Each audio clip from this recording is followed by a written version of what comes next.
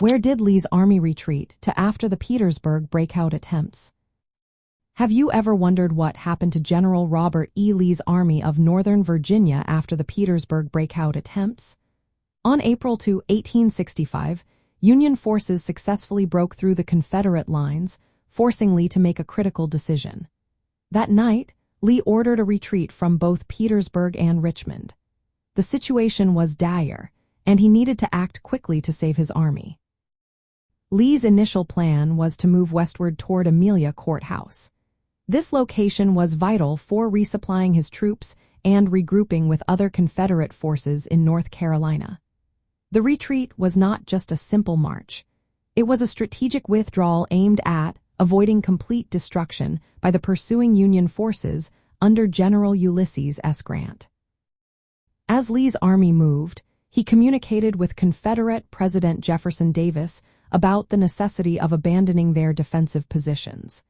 He indicated that they would withdraw north of the Appomattox River and consider moving toward Danville, Virginia.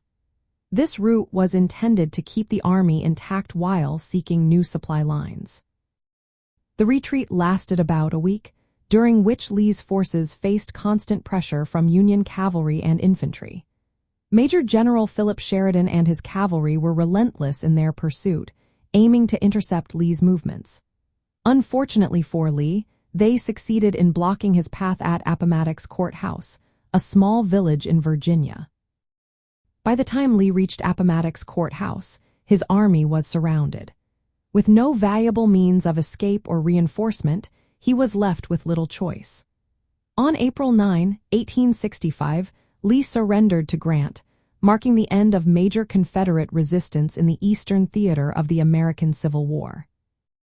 The Petersburg Breakout attempts were part of a larger siege that stretched Lee's army thin. The failure to hold Petersburg not only led to the evacuation of Richmond but also marked the final phase of the Army of Northern Virginia's operations.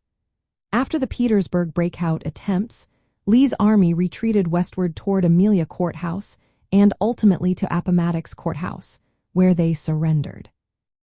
This retreat was a desperate effort to regroup and resupply, but it ultimately ended in defeat.